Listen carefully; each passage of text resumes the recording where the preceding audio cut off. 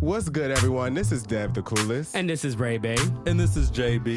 And welcome to SlickTalk. Hey! Hashtag SlickTalk. Yes, with the hashtag. With the hashtag. I gotta say that every time? I mean, that's your catchphrase now. I guess it is. Right. Thank y'all so much for tuning in to another episode of SlickTalk. We missed y'all so much. We're getting close to the end of the season. We are. And today we have two special guests.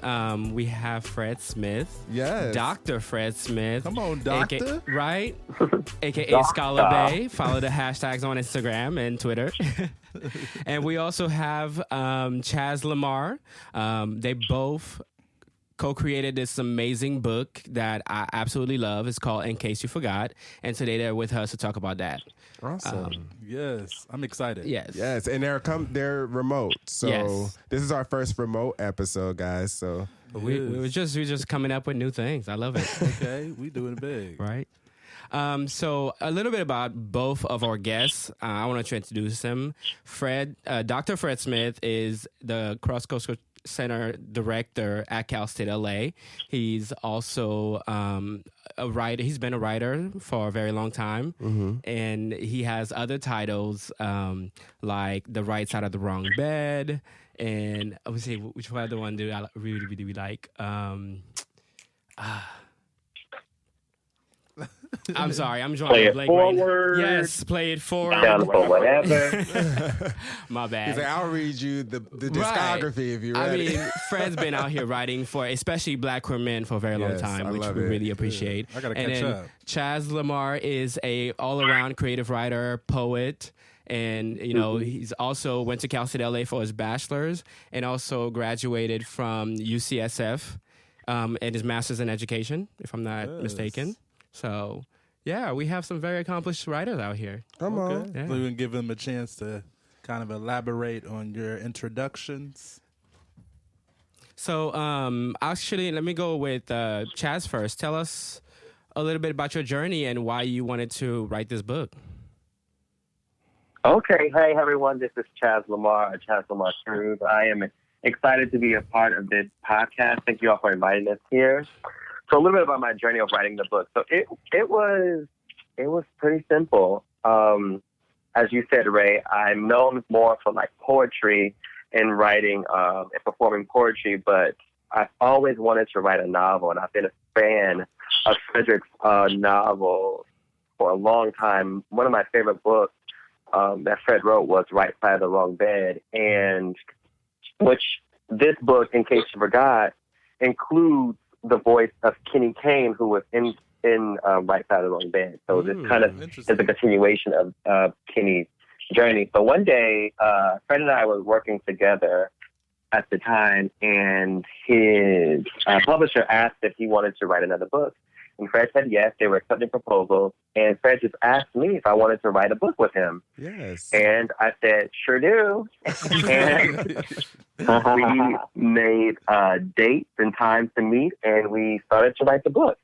And at the time, we wanted to write about living life single, in the process of uncoupling, being Black, queer, and on the cusp of like staying in the younger generation in LA, and we wanted to explore that. And so we said we would write this book. Yes. Nice. Yeah, and so we would get together a few times a week. We'll meet at the West Hollywood Library, rent out one of them writing study rooms, and we would just kind of free flow. Chaz would work on his chapters. I would work on my chapters. We kind of had this fun, friendly competition going back and forth with each other because when I would write a chapter, I would kind of write Chaz into a corner, and Chaz would have to figure it out what he was going to write next and everything. So it was a really fun kind of tandem process that we did together and everything. That's awesome. That is so great to hear. Yeah, absolutely. So how long did it take you to write this book? You know what? We started probably in May 2018, maybe June 2018. And we completed our first draft of the novel and right around the holiday time in 2018, so the winter holidays. Nice. And when our holiday break, we did a lot of editing. We went back and forth with the direction of the story. And our editor said we needed by the beginning of February so that we can make sure we have it out on time for Pride Month. And so that's what we did. So I would say about 6 months, which is surprisingly fast. But that's really fast because my previous novels each took at least a year and a half to 2 years to craft. Yeah, I was going to say that's a quick turnaround. Chaz and I but you know, Chaz and I had just such a great chemistry and writing together that it just went really fast. And I think it's kind of like our friendship in real life. Like we can kind of feed off each other's thoughts and words and phrases, and it just happened the same way. You know, writing on the page together and everything. I love it. I have a good question for Chaz. So my question would be like, was there anything that you did throughout the writing process to like push you creatively? You know, like creatively, did you do anything to like, you know, get your thought process spinning and, you know, come up with new ideas? Well, I was living my life like in real life, and I think fiction is about, for me, it's about having so many different experiences and being able to use them in your writing. So when I say like we started writing in the summer of 2018, and so I was out in the streets doing all the things, and I think a lot of that really showed up in my writing about because the character that I took lead on, Zaire, and both Fred and I, we took lead on individual characters, and we both had say in how those characters kind of existed on the pages ultimately, but we took one lead. So Zaire meets a lot of people. And so in my personal life, I was meeting a lot of people, and I loved creating different characters in the book. And so what worked for me was just continuing to like live my life, going to events, going to different places. And so when Fred and I would meet up we mostly met up on the weekends to sit down and just zone out and write. Sometimes Fred would come with a theme we should write about, or I would come up with a theme that we would write about. And then I use my real life experiences to shape the fantasy world. Does that make sense? Yes, that makes complete sense. Yeah. So and so like for my creative process, it's very similar to Chaz's, but there's this famous author, Terry McMillan, who I grew up loving. Me too. And she's from Detroit area, but now lives here in Pasadena. And the thing I love about her, she says fiction writing is about being a professional liar. And it's also about being nosy. And so I'm a very nosy and observant person. I listen to conversations, I hear how people talk. And so those things are always springboards for me in terms of my creative process. I love listening to what people say and situations that people have and thinking about how could I make that into a professional lie and turn that into a novel storyline or something. And so that's a little bit of my professional creative process. Love it. This question actually is for you, Dr. Fred. So Chaz, earlier, Fred. You said what? I said just Fred. Just Fred. I got you. So Fred, earlier Chaz, I read the book, which is amazing. But Chaz talked about how you guys both wrote a different part of the book. Can you explain exactly what he meant by that? Like, how is it divided structurally in the book? Oh, that's a great question. So, as Chaz mentioned, he took lead on the character of Zaire James, and in case you forgot, and I took lead on the character of Kenny Kane in the novel. And I had some history. I've known Kenny for about 12 years because Kenny first appeared in Right Side of the Wrong Bed. Right. And so when Chaz and I were writing, you know, I think when we first started, we both just said, who's your character? Let's place them and let's figure out their, the novel begins with both of them in the process of loss in some way or another. And so we both start out with the theme of let's just free flow and free write with our characters experiencing a loss. And so for Zaire's character, the character of Zaire, that loss came in the form of a uncoupling of a marriage. And for Kenny's character, it came in the form of loss of a relationship as well as loss of a parent. And so that was how we started thinking about the novel. And then from there, we just said, what's next? And so Chaz would come in and be like, okay, we got to establish them at work. And so we will continue with Zaire being in the workplace with Jada, who is a fun character, by the way. Or I love Jada. Kenny, who's decided to start, his own consulting business and everything. And so we would just kind of go from there with what needs to be next. But the best part was when we would write our little cliffhangers at the end of each of our chapters. And we were like, I can't believe you wrote Zaire doing that. Now Kenny has to respond to this and everything. It was always fun. It was like a fun, friendly competition writing together. Yeah. I know a lot of authors who do not like writing together because writing really is a solo, in your head process because you're really thinking about the world you're creating. But I think because Chaz and I have such a great chemistry personally and professionally and friendship-wise that just translated onto the page. And so I think that the magic you'll see between Kenny and Zaire, and in case you forgot, really mirrors, the creative and professional process that Chaz and I have had for years. Yes. Nice. Life imitates art. Yes. And I definitely see the chemistry, and I've seen the chemistry between y'all personally, like, being around you. And one thing I think I jumped the gun on is not asking you, like, what is the story about? You explained a little bit about what the characters Zaire and Kenny Kane are doing in the story, but can you elaborate on anything else that we might have left out? Yeah, sure. Go ahead. Go ahead, Fred. No, you go, Chaz. Okay. I think the book takes place in a year span, and it's about both characters navigating big relationship shifts in their lives. So it deals with like love and loss in many forms, and the process of going through changes in your life. That's really what the book is about. And then in each chapter, I think Fred and I, by the way, we named each chapter at the end of the book. So each chapter has its own little kind of message, I guess. And so each chapter you take out a piece of their process as they are on their journey of navigating relationships in their professional and personal lives. That's what the book is about to me. Wow. And I don't want to make a big message at the end.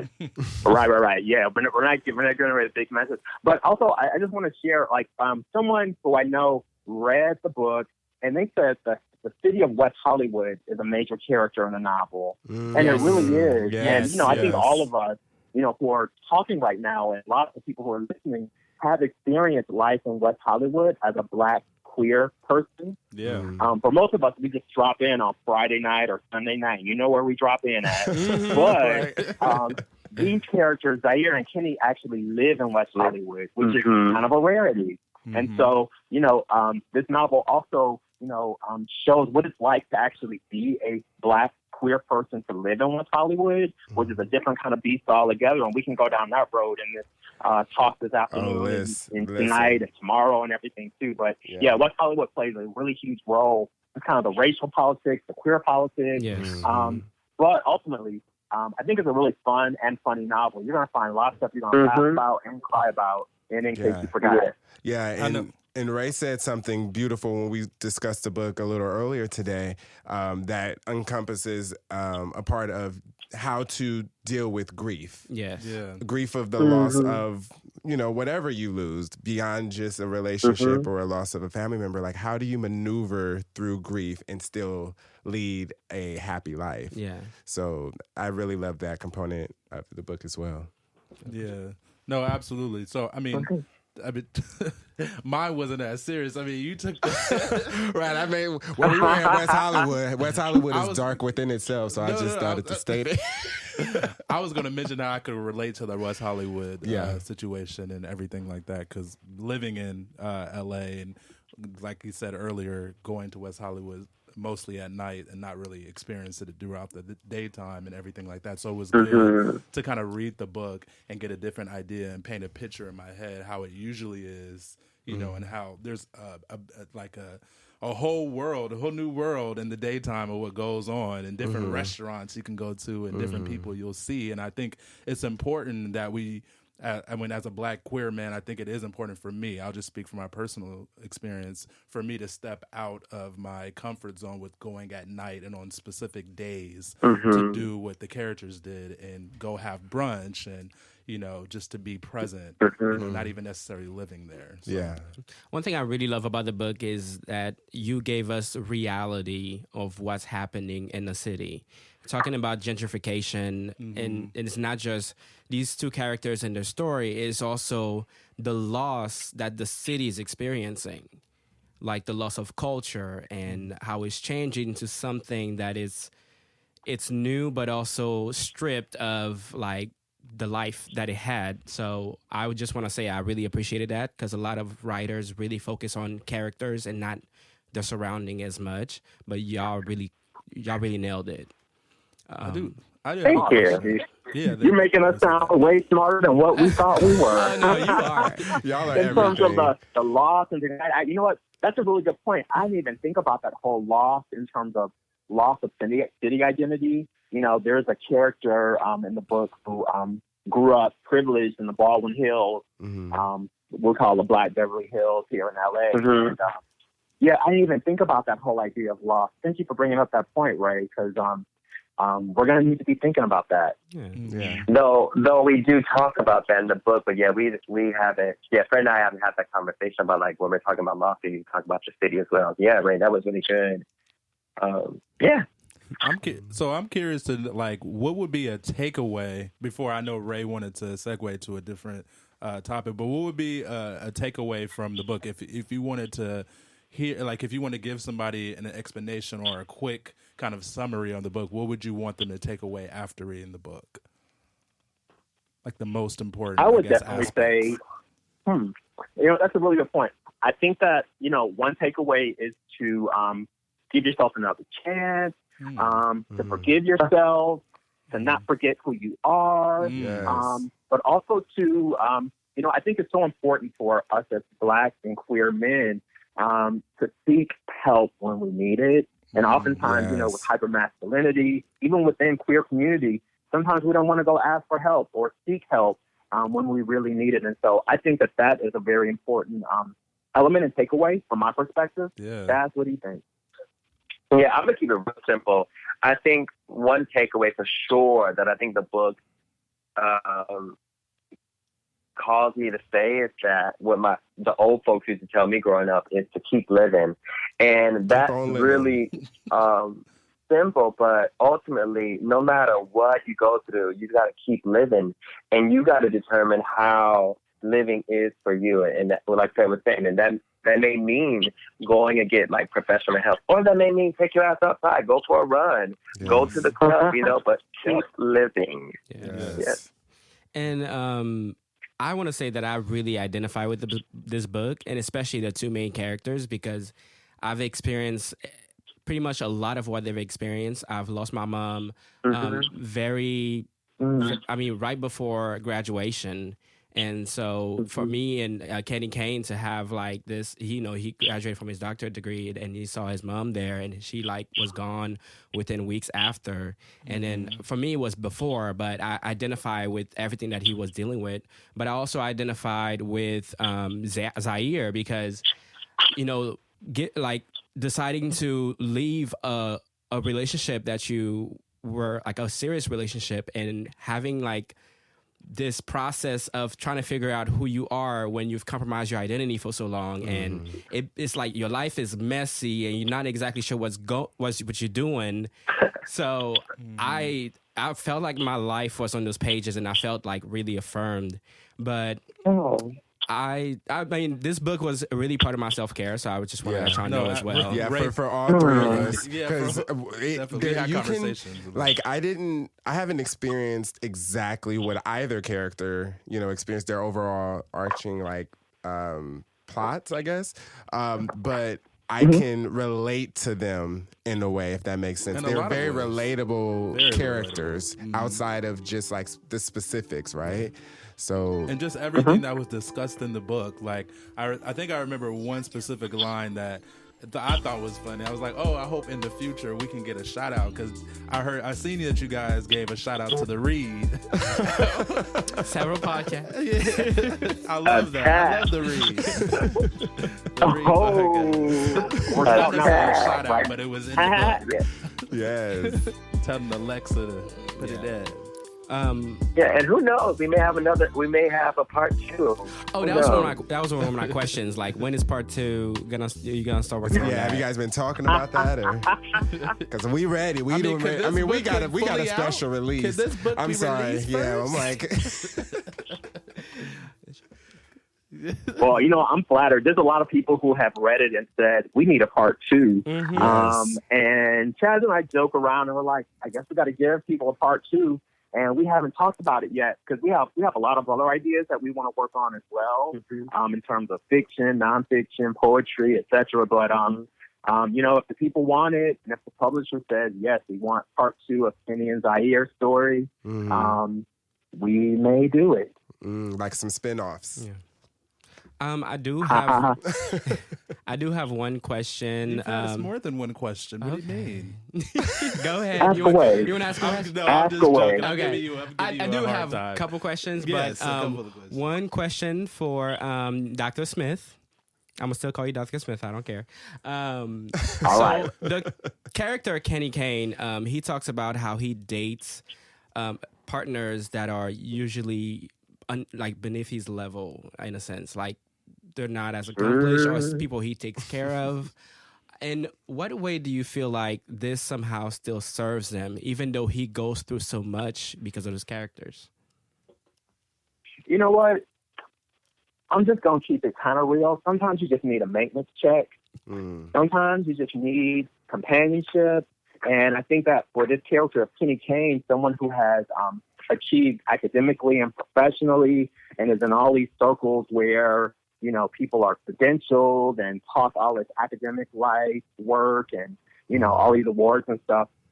I think for Kenny, dating kind of, I'm going to put it in quotes because there's really no one above or below who we are. But I think that dating outside of that circle was, in a sense of escape, a sense of maybe feeling needed or wanted by someone who maybe wants to aspire to be Kenny. And so, both in this novel, In Case You Forgot, and also Right Side of the Wrong Bed, readers will see Kenny's pattern over 12 years of dating people who may not necessarily be equally yoked, equally credentialed, etc. But, I think part of it is the fun, the escape, the not having to think about schedules, not having to think about, academic work and meetings and everything that really has turned Kenny into a social worker date kind of person, someone who dates people who need help and everything. Those are some of my initial thoughts. Yeah.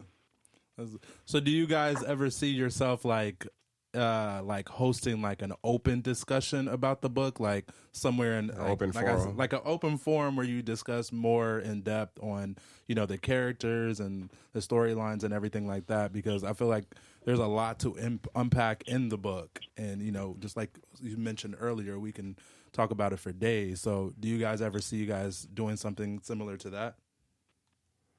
Absolutely. If anyone out there is running a book club and want to select In Case You Forgot as a selection, we'd be happy to come to you, FaceTime with you, and things like that. But also, I know in person is really important, especially for people who read books, because they want to connect with other readers and create community and hear from the authors. And so I'm definitely down for that. And we'll be scheduling that shortly. If you follow us on our social media, I'm fsmith827 on everything. Chaz is CHZCRUZ on everything. We'll have some dates and events posted very soon. We keep ourselves up to date on where we'll be, what we'll be doing, etc. Yes, can't wait for you to be in the Bay Area. Okay. Yeah, yes. Maybe sooner than you think. All yes. Right. I love Zaire's I love all characters, but I related most to Zaire because he's on the cusp. I'm almost 30. I'm turning 30 next year. Right. 30. And not recently, but I would say about a little over a year ago, I got out of a trash relationship that looked amazing. Trash? Right. That looked amazing to everyone else, right? As his character, why do you think he decided to stay in that fairyland for so long of the relationship? I mean, I'm trying not to give too much of the book away, but that really spoke to me. I think Zaire talks about that a little bit in the chapter about what allured him to his ex. And I think when someone is enamored with someone, because his ex and him come from different worlds. And so that world was really fascinating to Zaire for a long time until that world became mundane and not really the world that he wanted for himself. And I think it takes people a different amount of time to figure out how to get out of a situation. And so in the book, Zaire was with Mario for 5 years. And for some of us, being with someone for 2 years or a year is enough. But for others, it takes a little longer for people to imagine themselves free of a life that they just happen to accidentally shape for themselves that they didn't really want. So I think it just took Zaire a while to figure out that wasn't who he was. And when he did, he found the courage to leave it. Yes. That's beautiful. Ultimately. So, not speaking for you guys, but I will say that I think it's important to note that this book isn't just for I don't think that just the gay community could relate to the characters. Everyone can take something I think it's from a book that completely everybody can read and, see themselves in the character or see themselves doing something that the character has done.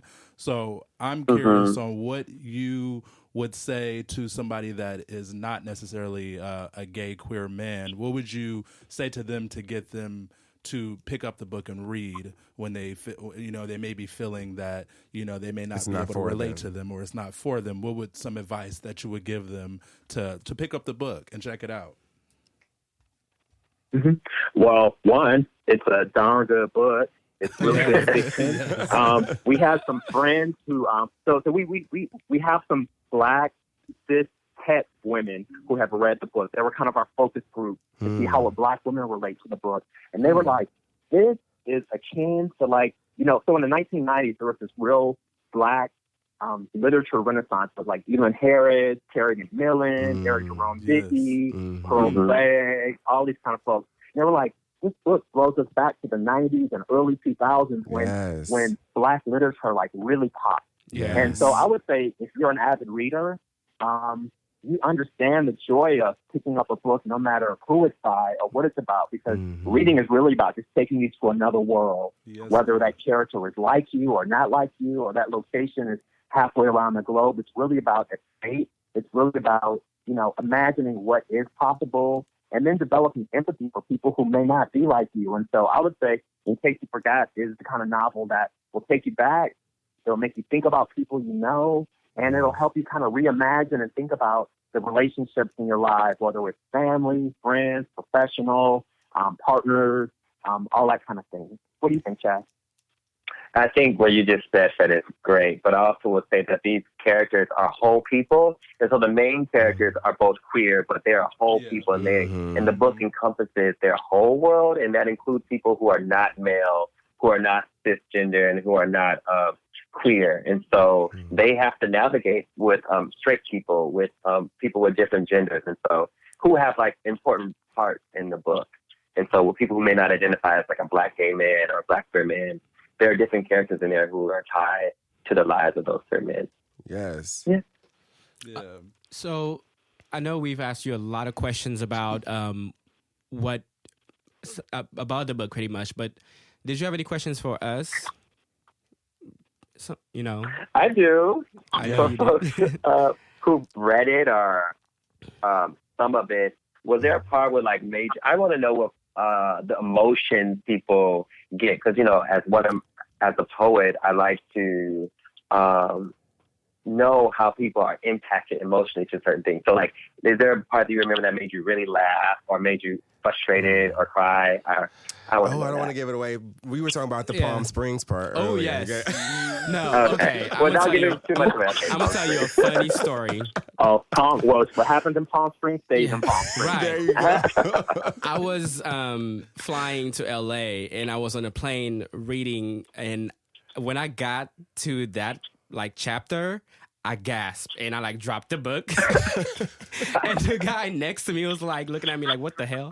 Did you see a bug or something?" But that shocked me, but it's very relatable. Yeah, it is. And I will say overall for me, I felt seen because I don't really see, I'm not really reflected in many, in much literature, at least from what I've read. So this was the first book in a while that I felt seen overall. Wow. I could relate to that completely. I did see myself in the character, like the going to the brunch when they brought up Beyonce. Like, it's Beyonce. I was like, this is me. This is us. You know, I'm not 30 or anything, but I'm right in the middle of those two ages. I'm not giving away my specific age. Okay. No, no, but I could completely relate. And then also living in LA and West, I can relate to the whole book. It was there. And then just like Ray said, there was moments in it where it was, you know, therapeutic as well. Very much so. And I love that you promote therapy in the book as well. Yes. But quickly, do you have Thank any... you for sure. Yes, Thank you all. Yeah. You know, it's always scary as an artist, as a creative type. You know, like when you're creating, you try not to think about audience. And, you know, professionals say, don't think about what people are going to think. But, you know, we're all human. Right. You know, like Erykah Badu says, I'm an artist and I'm sensitive about, whatever. Yes. And so it's always affirming to hear what people like, what people want to critique, what people say they would do differently. And then when they critique, I say, I want to see you do that when you write your first novel, so that, you know, we can get more literature out there and everything. And so thank you so much. I appreciate hearing what you all related to and what you laugh about. And yeah, we're not going to look, we'll never see Palm Springs the same again. Listen, ever. Meanwhile, I booked the trip. But we thank y'all so much. Yes. So much for joining us. This was amazing. This was really y'all, amazing. in case you forgot, is the name of the book. Can y'all tell the listeners where they could purchase it? And when? And when? Sure. It's on all online retailers. So the publisher is Bold Stroke Books. It's also on Barnes & Noble. It's on Amazon. You can connect with Chaz and me through our various websites and social media.